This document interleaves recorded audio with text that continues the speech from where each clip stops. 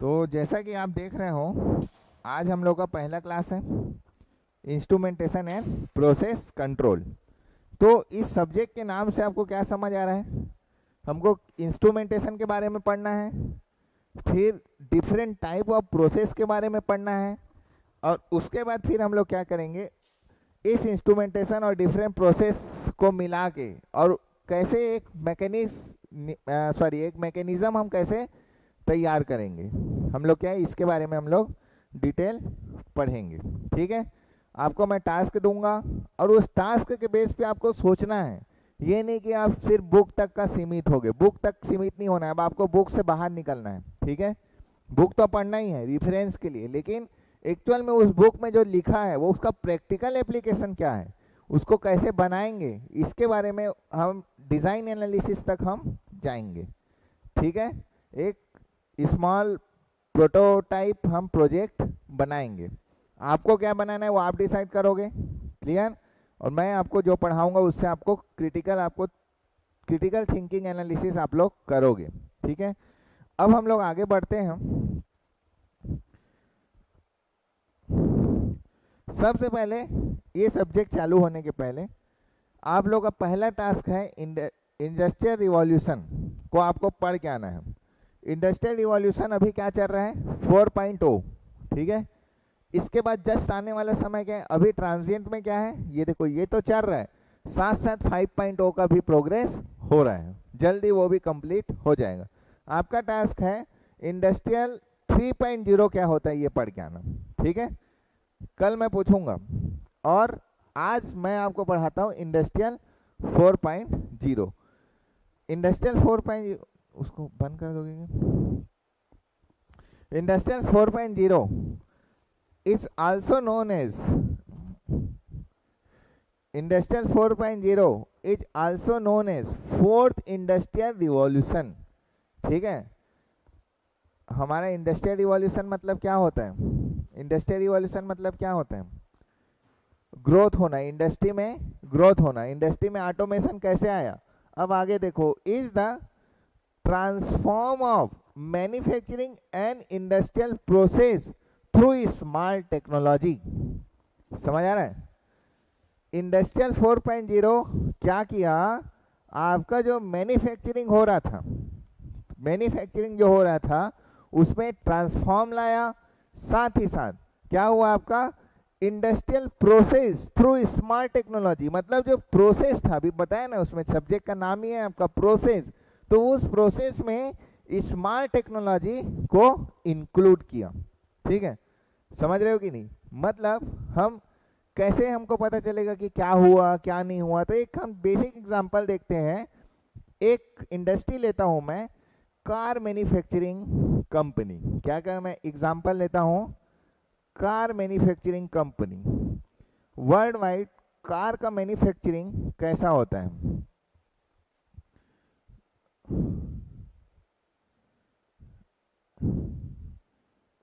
Car manufacturing में industry 4.0 कैसे आपका काम कर रहा है, उसके बारे में हम लोग थोड़ा देखते हैं। कैसे देखेंगे मैं आपको दिखाता हूं।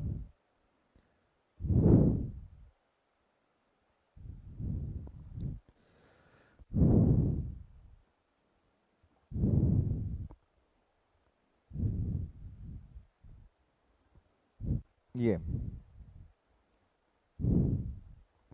एक मिनट, हाँ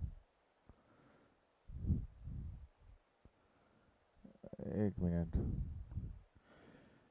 एक मिनट रुक जाओ, यहाँ पर देखेंगे उसका मैं।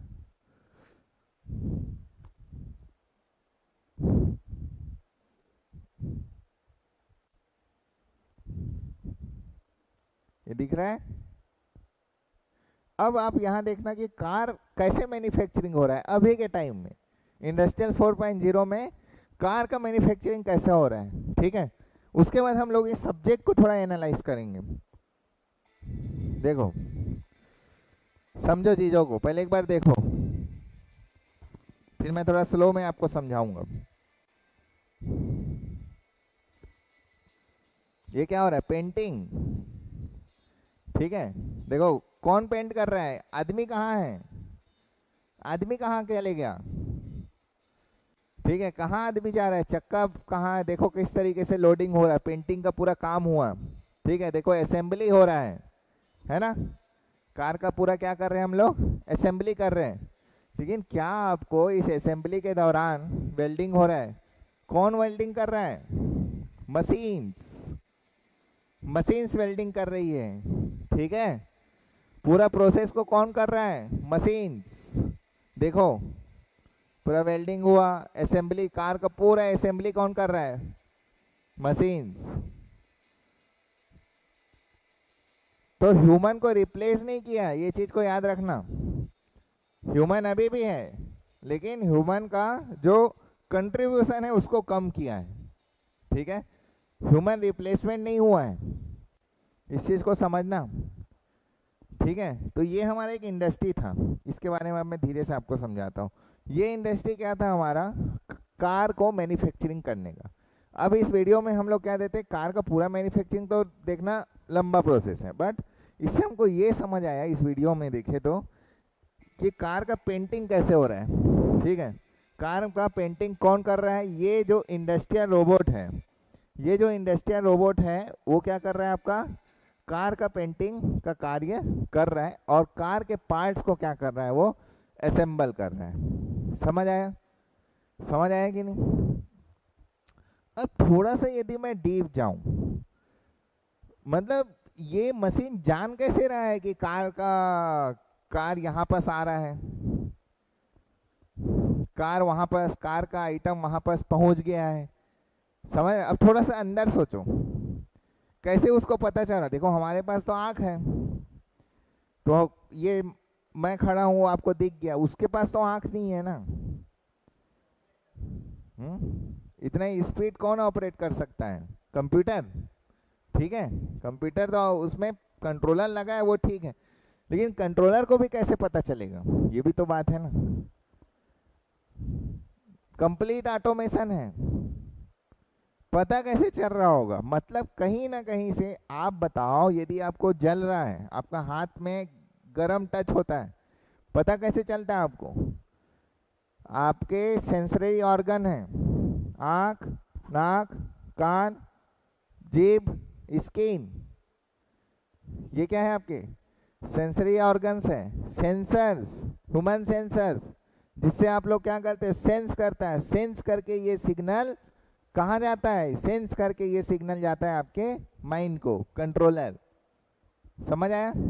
अब यहाँ पर भी कुछ तो कंट्रोलर होगा कि भाई कंट्रोलर को इनपुट देगा कि ये कार का आइटम यहाँ पास आ गया, समझ रहे हो, कोई बताता नहीं है, सेंसर सेंस करेगा। तो वहाँ मान लो ये कोई सिंपल थिंग को समझो, यहाँ पास आना है मेरा कार का ये पेंटिंग के लिए, तो ये आइटम यहाँ आ गया, तो उसके बाद ही तो रोबोट आएगा ना और पेंट करेगा, कि ये नहीं है और वो पेंट करने लग जाएगा, तो वेस्टेज होगा ना। तो उसको पता लगाने के लिए कि यहाँ पास आया है, तो कुछ सेंसर लगा होगा जो यहाँ को क्या करता होगा, सेंस करता होगा, सेंस करके वो इनपुट देता होगा कंट्रोलर को, और कंट्रोलर फिर क्या करता है, उस रोबोट को बोलता है कि जा भाई तू पेंट कर। थोड़ा अंदर, थोड़ा डीप जा रहे हैं, पहले अभी जो वीडियो देखा आपने एक नॉर्मल ह्यूमन बीइंग की तरह देखा, अब वीडियो को सोच के देखना, ठीक है, समझ आ रहा है ना। रोबोट असेंबली देखो, ये पेंटिंग कर रहा है, तो वहाँ पर कुछ आया होगा, सेंसर उसको बताया होगा, तभी तो ये रोबोट पेंट कर रहा है ना, समझ रहे हो कि नहीं, मतलब इंस्ट्रूमेंट का यूज हुआ है, समझ आ रहा है, मतलब हमने क्या किया, इंस्ट्रूमेंटेशन का क्या किया है, यूज किया है, और उस यूज को करके अब आपको क्या दिखा, यहाँ पर हमने एक चीज देखा कि कहीं ना कहीं सेंसर्स यूज हुए हैं, जो उस कार का आना, उस कार के पार्ट के आने को सेंस कर रहा होगा, कैसे कर रहा होगा हम बाद में डिस्कस करेंगे। देन आफ्टर वो क्या कर रहा है, एक प्रोसेस बना हुआ है, प्रोसेस क्या है, पेंटिंग एंड डेंटिंग का, समझ रहे हो कि नहीं, कार का पेंटिंग एंड डेंटिंग प्रोसेस को क्या कर रहा है, वो कर रहा है। तो इंस्ट्रूमेंट लगा है टू सेंस, है ना, और कंप्लीट सेंसर और रोबोट्स मिलके एक प्रोसेस डिजाइन किए हुए, पेंटिंग एंड डेंटिंग। तो रोबोट क्या कर रहा है, पेंटिंग का प्रोसेस को कंप्लीट कर रहा है, इसलिए आपका सब्जेक्ट का नाम क्या है, इंस्ट्रूमेंट एंड प्रोसेस कंट्रोल। तो ये प्रोसेस क्या है? ये प्रोसेस है। प्रोसेस इज नथिंग बट ये एक पेंटिंग प्रोसेस है जो मैं वीडियो में आपको दिखा रहा हूँ। ठीक है, मैं और भी प्रोसेस बताऊंगा। तो ये चीज़ आपको समझ आ गया होगा। अब देखो पूरे वीडियो को, क्लियर हो रहा है? ठीक है, कॉन्सेप्ट को समझो। Welding, welding is process. ठीक है, वेल्डिंग क्या है? एक प्रोसेस है जिसको हम लोग ऑटोमेट कर दिए। समझ रहे हो कि नहीं? और ऑटोमेट करने के लिए हमको क्या लगेगा? कंट्रोलर। और कंट्रोलर को कमांड देने के लिए क्या लगेगा? इंस्ट्रूमेंट। सब्जेक्ट को समझो, क्लियर?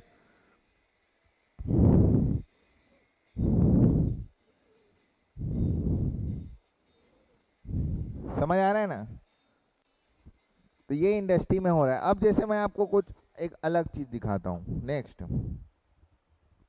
नेक्स्ट एक और प्रोसेस दिखाता हूँ मैं आपको। एक और प्रोसेस दिखाता हूँ, समझना। नेक्स्ट प्रोसेस,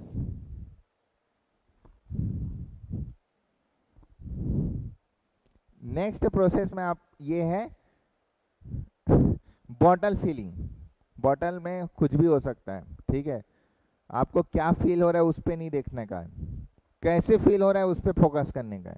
ठीक है, कि एक बॉटल प्लांट में जैसे मिल्क हो गया, आपका थम्स अप हो गया, आप फैंटा पीते हो। ठीक है, आपका वाटर बॉटल जो है वो कैसे प्रोसेस होके लास्ट आप तक, एक दुकानदार तक, उसके बाद एक दुकानदार से आप तो दुकानदार तक कैसे पहुंचता है, ये प्रोसेस है। मतलब इंडस्ट्री में कैसे निकलता है, उस प्रोसेस को देखो और समझो कि कैसे ऑटोमेशन हुआ है। कहीं पर भी ह्यूमन बीइंग का यूज नहीं है। समझ रहे हो? देखो, ये है वाटर फिलिंग प्लांट। देखो बॉटल आया, समझो, बॉटल आया, बॉटल गया अंदर, प्लांट में घुस गया है। अब देखो क्या हो रहा है, बॉटल जा रहा है पूरा लाइन से। समझते जाओ, स्पीड देखो काम का। आप जो थम्स अप पियोगे ये सब इसी तरीके से काम करता है, सब सेम प्रोसेस है। काउंट, अब देखो, आपने कुछ गौर किया यहाँ क्या हो रहा है? कितने बॉटल्स गए, कितनी स्पीड में क्या हो रहा है, यहाँ पर काउंट हो रहा है। समझ आ रहा है? कितने बॉटल जा रहे हैं उस हिसाब से तैयार होगा। हाँ, इतना मटेरियल इसके अंदर डालने का है। 1000 बॉटल एक साथ, 1 मिनट में 1000 बॉटल को फिल करना है। समझ रहे हो कि नहीं? ये काउंटर है। क्लियर? समझो, काउंट कर लिया, इतने बॉटल गए। अब देखो इसमें फील होने लग गया। ठीक है, कहाँ से फील हो रहा है? दिख रहा है ना? पूरा फील हो गया, दिख रहा है ना? देखो इसमें जहाँ बॉटल जाते जा रहा है यहाँ से फील होते जा रहा है ये। क्लियर? अब फील होने के बाद वो उठेगा, इसमें जो भी मटेरियल डल रहा है डलेगा मटेरियल, फील हो रहा है। अब फील होने के बाद उसका क्या होगा? पैकेजिंग। तो भाई ये देखो कैसे पैक होते जा रहा है, दिख रहा है? पैक होके निकलते जा रहा है वो। कहीं भी आपको दिख रहा है ह्यूमन? सब। अब देखो उसको वॉश कर रहे हैं, क्लियर? धो रहे हैं बॉटल को, बॉटल आते जा रहा है। अब बॉटल लास्ट में क्या होने के बाद पैकिंग टाइम आ गया, तैयार हो गया रॉ मटेरियल। अब इसके ऊपर क्या लगाएंगे? स्टिकर। ठीक है, अब देखो ये हुआ, वॉश हो गया, ये देखो स्टिकर लग गया। क्लियर दिख रहा है आपको? ये देखो जाते जा रहा है और ये साफ होते जा रहा है स्टिकर लग के। अब इधर स्टिकर लग रहा है नीचे साइड, ये देखो स्टिकर लग के ऐसा करके ये आपका बॉटल प्लांट तैयार हो गया। Complete automation. समझ आ रहा है कि नहीं? तो ये इंडस्ट्रियल 4.0 है।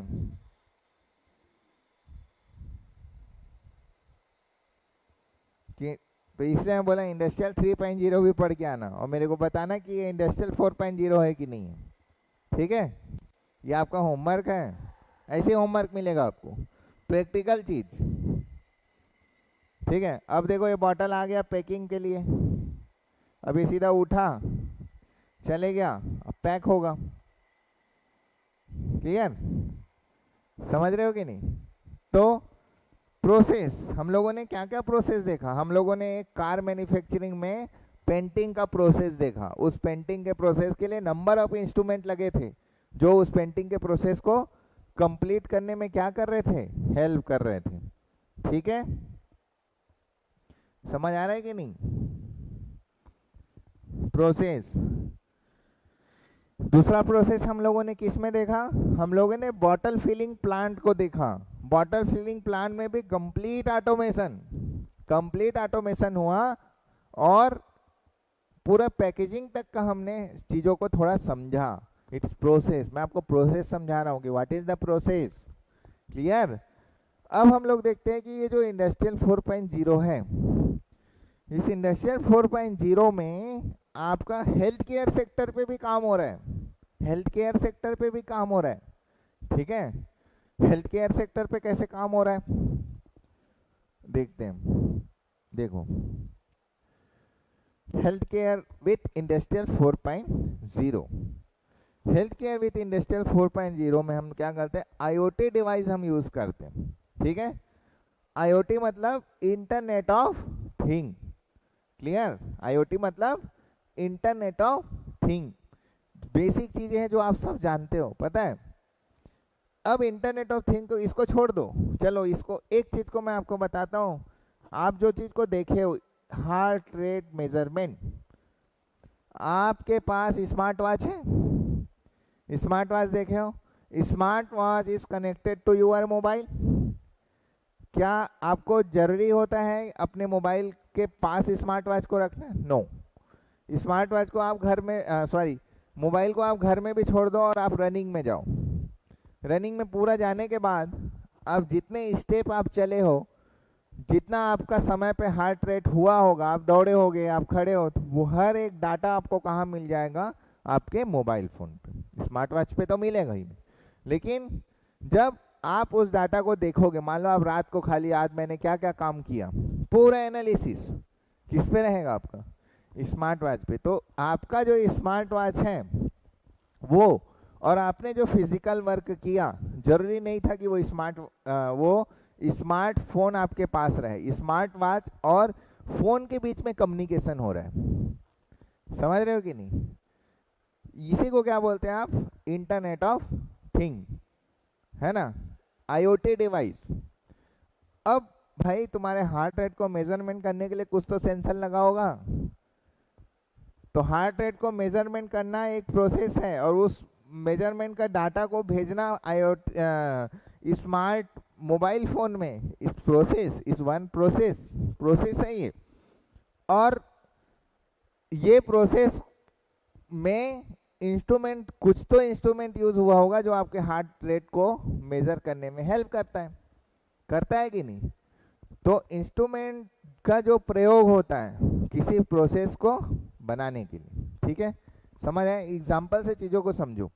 नेक्स्ट चीज मैं क्या बोल रहा हूँ, हेल्थ केयर सेक्टर का भी हम एक प्रोसेस का एक एग्जांपल लेते हैं। एक तो हार्ट रेट का मैंने आपको बताया, IoT device track vital like heart rate, glucose in oxygen level.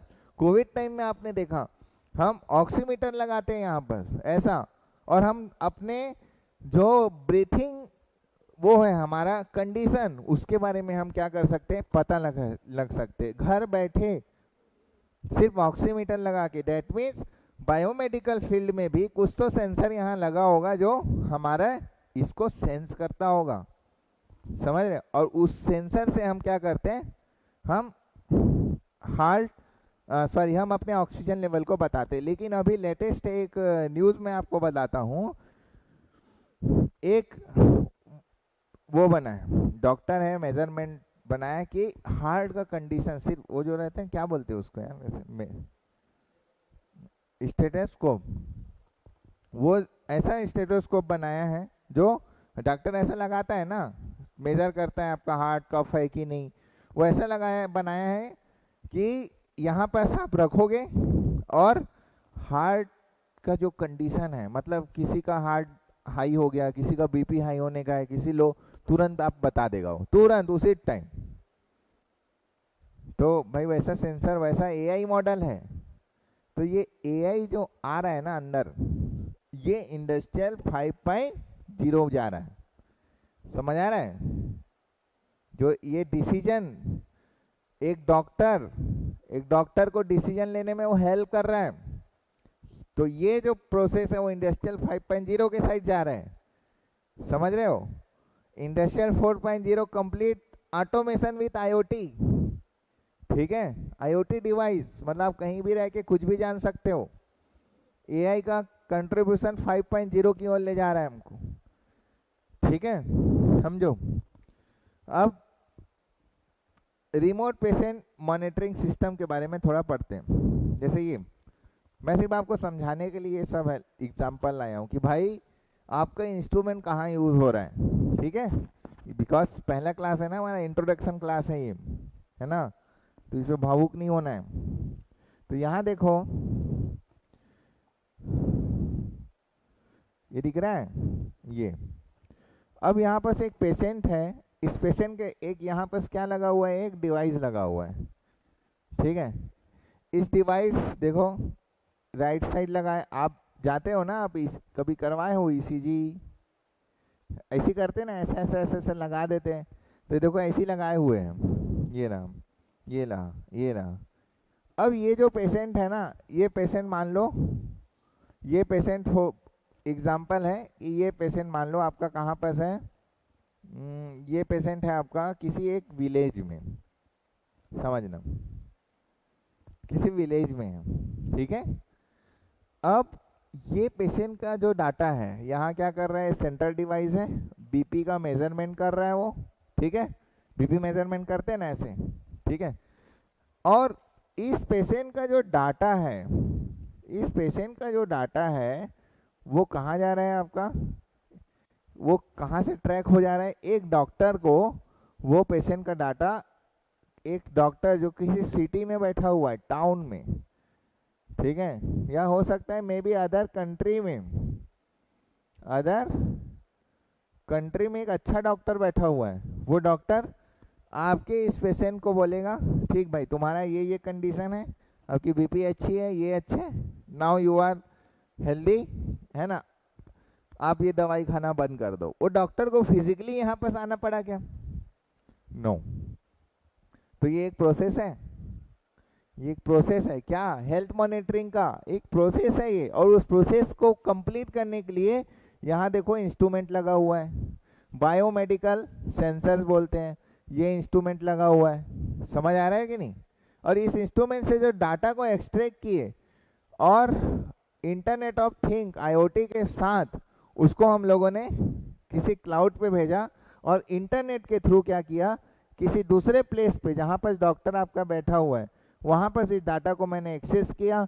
मैं हार्ट रेट देख सकता हूँ, मैं उसके हेल्थ कंडीशन को मॉनिटरिंग कर सकता हूँ कि भाई ठीक है कि नहीं, कहीं ये बीपी का पेशेंट तो नहीं है, कहीं इसको हार्ट अटैक आने का चांस तो नहीं है, like that etcetera and etcetera. Doctor नहीं हूँ मैं, तो मेरे को उतना नॉलेज नहीं है इस चीज़ का, बट कैसे काम करता है मैं वो बता सकता हूँ। ठीक है, समझ आए कि नहीं? तो ये बायोमेडिकल इंस्ट्रूमेंटेशन है, बायोमेडिकल इंस्ट्रूमेंट्स है। क्लियर? समझ आया? अब नया चीज, ये चीज तो समझ आया। अब क्या हो रहा है, ये राइट लंग्स में इस तरीके से आपका आपने देखा होगा, कभी करवाया होगा तो, है ना। अब बायोमेडिकल फील्ड में क्या हो रहा है भाई, बायोमेडिकल फील्ड में क्या हो रहा है कि रोबोट्स जो है वो आपके ड्रग्स को, अब पहले क्या होता था कि डॉक्टर खिला देता था, खिला के कहा शरीर में यहाँ काम करने का, वो पट चलता सर में और दर्द क्रिएट कर दिया, किसी को उल्टी लग कर दिया, होता है कि नहीं। ये प्रोसेस के कारण ड्रग्स इफेक्टिवली वर्क नहीं कर रहा था, तो इसके कारण अब क्या किया जा रहा है, अब माइक्रो रोबोट बनाया जा रहा है, एक प्रोसेस बनाया जा रहा है। माइक्रो रोबोट क्या करेगा, आपके बॉडी में जाएगा, बॉडी में जाके क्या करेगा, मान लीजिए आपको यहाँ पर कुछ समस्या है, यहीं पर जाके वो ड्रग्स को छोड़ेगा और वापस आएगा। इतना बड़ा रोबोट जिसको हम खुली आंख से नहीं देख सकते, माइक्रो मतलब 10⁻⁻⁶, इतना बड़ा रोबोट बना रहे जो ड्रग्स को पहुंचाएगा, ड्रग्स इंजेक्शन करेगा, है ना। जैसे अब हमको कुछ बीमारी हो, यहाँ इंजेक्शन लगा रहे थे, लेकिन अब क्या कर रहे हैं, अब जहाँ इंजेक्शन की जरूरत है वहीं पर ड्रग्स को पहुंचाया जा रहा है। हेल्थ केयर में भी रिवॉल्यूशन, हेल्थ केयर में पहले का सोचो और अभी का हेल्थ केयर सेक्टर सोचो, इट्स टोटली डिफरेंट। ओके, क्यों ऐसा हो रहा है? आप देखते हो डिजिटल मीटर्स यूज हो रहे हैं। इंस्ट्रूमेंट कैसे कैसे इंस्ट्रूमेंट है बायोमेडिकल डिजिटल। थर्मामीटर पहले कैसे आता था?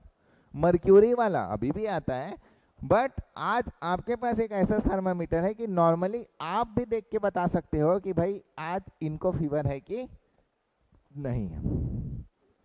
बेसिक तो जान सकते हो ना कि 102 लिखा फीवर है, 96 लिखा नो फीवर, इतना तो आप भी कर सकते हो। तो फीवर मेजरमेंट का एक प्रोसेस है, समझ रहे हो ना? उसके लिए एक इंस्ट्रूमेंट आया, तब आप उसको मेजरमेंट करके आप सेंस कर सकते हो, और आप एक कंट्रोलर हो कि उसको दवाई देना है कि नहीं। इस प्रोसेस क्लियर? कॉन्सेप्ट समझ आ रहा है कि नहीं? This the micro robot. ये अभी का जो चलन चल रहा है, आप सुनोगे इसके बारे में आगे चल के। एक टाइनी मशीन, एक बहुत छोटा मशीन है ये रोबोट स्मॉलर, जो क्या करता है एग्जैक्टली जहां पर हमको जरूरत है, exactly where it is needed, ठीक है, navigate in human body and deliver medicine to exactly where it needed. मतलब जहां उसकी जरूरत है वहीं पर वो ड्रग्स को पहुंचा रहा है। समझ रहे हो? आप देख लेना, कई वीडियोस हैं, आप देख सकते हो। क्लियर? ये जैसे ये माइक्रो रोबोट है, ये क्या है पता है आपको? ये आपके ब्लड वो नस है, उसके अंदर में ये जा रहा है और पहुंचा के वापस आ जाएगा। ठीक है, माइक्रो रोबोट प्रोसेस तो हर चीज के लिए कैसे कैसे हो रहा होगा? इसका जो मूवमेंट होता है, इसका मूवमेंट हम लोग करते हैं यूजिंग मैग्नेटिक एनर्जी। जैसे चुंबक खींचते हैं ना, चुंबक से खींचते हो ना, बस उसी तरीके से इसका मूवमेंट कराते हैं। जैसे यहाँ है, यहाँ मैग्नेटिक एनर्जी फ्लक्स का यूज करके उसका मूवमेंट कराते हुए लाते हैं, फिर मूवमेंट कराते हुए वापस। समझ रहे हो कि नहीं? ड्रग्स डिलीवरी सिस्टम, तो इस पे काम हो रहा है, इस पे रिसर्च हो रही है। ठीक है, बट आपको एक बेसिक ओवरव्यू जानना है कि भाई हम पढ़ क्या रहे हैं? हम पढ़ रहे हैं इंस्ट्रूमेंट। तो ऐसे ऐसे बायोमेडिकल इंस्ट्रूमेंट भी आपके हेल्थ केयर सेक्टर में भी यूज हो रहे हैं। तो जितना आपके सिलेबस में दिया है वैसे इंस्ट्रूमेंट को हम लोग मेजरली पढ़ेंगे, ये सब तो नहीं पढ़ेंगे, because it is the biomedical instrument, है ना, इट डिफरेंट, है ना। हम कौन से इंस्ट्रूमेंट पढ़ेंगे? इंडस्ट्रियल यूज, जो इंडस्ट्री में प्रोसेस कर, जैसे कार इंडस्ट्री में यूज हुआ था, बॉटल प्लांट इंडस्ट्री में यूज हुआ है, इस टाइप के इंडस्ट्री में जो यूज होगा उसके बारे में हम लोग इस सब्जेक्ट में पढ़ेंगे। Clear? Okay, now we are going toward subject, it's your task.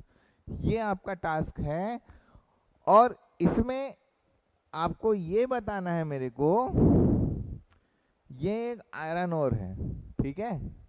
मेरे को ये बताओ, तुमको आंसर देना है, ये आदमी इस आयरन ओर को कैसे उठाएगा? ये आपका क्वेश्चन है। बताओ, ये आदमी इस आयरन ओर को कैसे उठाएगा?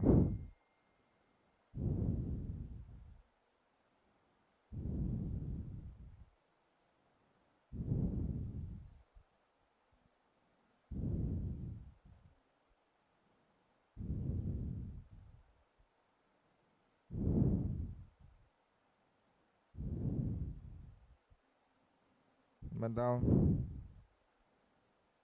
अरे सोचो। आप इस वेट को कैसे उठाते? चलो मैं आपको बोल रहा हूँ, आप कैसे उठाओगे इस वेट को? मैं आपको वेट दे रहा हूँ, उठा ना लोगे? एक आदमी हो सकता है इसको अपने हाथ से उठाएगा, इस बॉडी बिल्डर, उसमें हनुमान भगवान की शक्ति आ गई, तो वो अपने हाथ से उठाएगा, सिंपल, विथ ह्यूमन कंट्रीब्यूशन।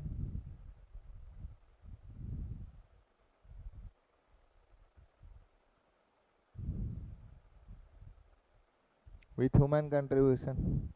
दूसरा आदमी क्या कर सकता है? लिफ्ट कैसे उठता है आपका, वैसे उठाएगा, using electrical process. Using electrical process. ठीक है, समझ रहे हो कि नहीं। दूसरा क्या, जैसे छत का ढलाई में सीमेंट ऊपर जाता है तो डालने वाला आदमी और उठाने वाला आदमी अलग रहता है, सिर्फ मशीन क्या करता है, उसको लिफ्ट करता है। तो हाइब्रिड इलेक्ट्रिकल प्लस ह्यूमन दोनों मिलके भी कर सकते हैं, समझ रहे हो कि नहीं। इलेक्ट्रिकल प्लस ह्यूमन दोनों मिलके भी कर सकते हैं। तीसरा आपका हाइड्रोलिक प्रोसेस भी हो सकता है। हाइड्रोलिक प्रोसेस क्या होता है मैं पढ़ाऊंगा आपको। और क्या हो सकता है, चौथा न्यूमेटिक प्रोसेस भी हो सकता है। डिफरेंट टाइप ऑफ प्रोसेस है, आपका सब्जेक्ट है भाई प्रोसेस, तो आपको पहले प्रोसेस को समझना होगा कि क्या प्रोसेस से होगा। डिफरेंट टाइप ऑफ प्रोसेस हैं विथ ह्यूमन कंट्रीब्यूशन। सिंपल एक प्रोसेस है, वो भी वहाँ से पकड़ के वहाँ ला के उठा के रख दिया, it is process. Second, electrical motor का यूज़ कर सकते हो, इलेक्ट्रिकल कुछ भी बना सकते हो, ठीक है ना। तीसरा हाइड्रोलिक प्रोसेस से, चौथा न्यूमेटिक प्रोसेस से। समझ आ रहा है कि नहीं। It is different type of process है आपका, इस प्रोसेस पे डिपेंड है आपको उस वेट को कैसे उठाना है। समझ रहे हो कि नहीं। अब मैं आपको ये बोलूँगा कि इस वेट को आप मान लो 5 मीटर उठाओ और इस वेट का केजी है आपका 50 केजी का। तो भाई सबसे पहले तो आपको ये मेज़र करना पड़ेगा, अगर आप प्रोसेस को ऑटोमेशन करना चाह रहे हो तो समझो, इस प्रोसेस को यदि आप ऑटोमेटिक करना चाह रहे हो तो आप कैसे करोगे इस प्रोसेस को ऑटोमेट। सोचो, सबसे पहले मेरे को तो ऐसा कुछ सेंसर लगाना पड़ेगा जो ये सेंस करे कि मेरा ऑब्जेक्ट यहाँ है, और दूसरा सेंस करे जब मेरा ऑब्जेक्ट यहाँ पहुँच जाए, मेरा ऑब्जेक्ट यहाँ पहुँच जाए। पहला चीज क्या सेंस करना पड़ेगा उसको, ये ऑब्जेक्ट यहाँ है या ये ऑब्जेक्ट यहाँ है, क्योंकि उसको 5 मीटर से ऊपर नहीं जाना है, 5 मीटर तक ही पहुँचाना है और फिर वापस आना है, फिर दूसरा ऑब्जेक्ट को पकड़ के फिर 5 मीटर ऊपर जाना है। समझ रहे हो कि नहीं। समझो, मतलब प्रोसेस को समझो, क्या प्रोसेस इसमें यूज होगा। ठीक है, तो पहला आपका पहला केस, ये ऑब्जेक्ट का लोकेशन ट्रैक करना है। ठीक है, गूगल मैप से तो ट्रेस नहीं हो सकता, हो सकता है क्या, नो। रिक्वायर्ड इंस्ट्रूमेंट, हमको क्या लगेगा, कोई इंस्ट्रूमेंट लगेगा जो इस ऑब्जेक्ट का पोजीशन को ट्रैक करे, पहला चीज। ठीक है, वी रिक्वायर्ड वन इंस्ट्रूमेंट। दूसरा चीज, ठीक है, 5 मीटर में यदि 100 केजी 1000 केजी को उठाने बोलूंगा तो मतलब आपका जो भी डिजाइनिंग होगा, जो भी आपका सिस्टम का डिजाइनिंग होगा, वो उस आप कैसा सिस्टम उसके लिए रिक्वायर्ड है, उसको आप देखोगे कि भाई मेरा इलेक्ट्रिकल सिस्टम सफिशिएंट है कि नहीं 1000 किलो का वेट को 5 मीटर उठाने के लिए, कि भाई मेरे को हाइड्रोलिक सिस्टम का यूज़ करना पड़ेगा या मैं न्यूमेटिक सिस्टम का यूज़ करूं। मतलब आपको हर पैरामीटर को आपको क्या करना पड़ेगा, आपको डिफरेंट पैरामीटर्स को पहले प्रोसेस डिज़ाइन के लिए आपको अपने सामने रखना पड़ेगा। तो इसका मतलब ये है, ताकि माइंड में ये चलने चाहिए कि भाई मतलब प्रोसेस हाइट के हिसाब से भी डिपेंड हो सकता है, प्रोसेस वेट के हिसाब से भी डिफरेंट हो सकता है। समझ रहे हो कि नहीं। हाई वेट के लिए मे भी हो सकता है भाई आपका हाइड्रोलिक प्रोसेस यूज हो, समझ रहे हो। लो वेट के लिए न्यूमेटिक प्रोसेस में ही हो जाए। साथ ही साथ जब आप कभी भी प्रोसेस को डिज़ाइन कर रहे हो तो आपके माइंड में कॉस्ट का भी फैक्टर रहना चाहिए। ये नहीं कि भाई आपको उठाना 5 किलो है और आपने बना दिया हाइड्रोलिक सिस्टम, ये भाई मेरा काम तो उठाने का है। नहीं भाई, उठाने में जो कॉस्ट लगेगा उसको भी तो मेजर करना है ना। साथ साथ रिस्क फैक्टर, रिस्क को भी देखना है आपको। Human safety, first thing human safety, industry में ह्यूमन सेफ्टी को भी देखना रहता है ना। कि भाई यहाँ से ये गिर ना जाए। समझ आ रहा है कि नहीं? यहाँ से ये अपने जगह पे पहुँचे। समझ रहे हो? जैसे आप भिलाई स्टील प्लांट में बात करता हूँ मैं, सिंपल एग्जांपल, ये एग्जांपल उसी के लिए फिट होता है। देखो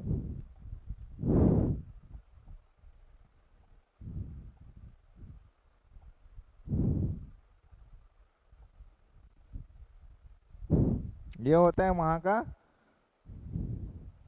रेल, ट्रेन का जो रहता है ना पटरी, ठीक है।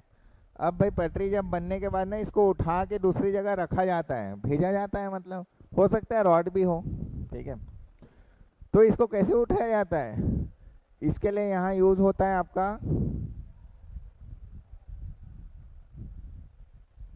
इलेक्ट्रोमैग्नेट,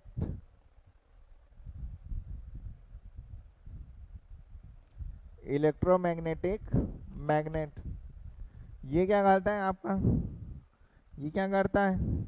ये मैग्नेटिक फील्ड जनरेट करता है ना, मैग्नेटिक फील्ड जनरेट करता है, और इसको नीचे लाया जाता है, और देन ये क्या होता है, इसके साथ ये क्या हो जाता है, चिपक जाता है, अट्रैक्ट होता है। लोहा है ना, अट्रैक्ट होता है। समझो प्रोसेस को, समझो, इलेक्ट्रिकल प्रोसेस है ये।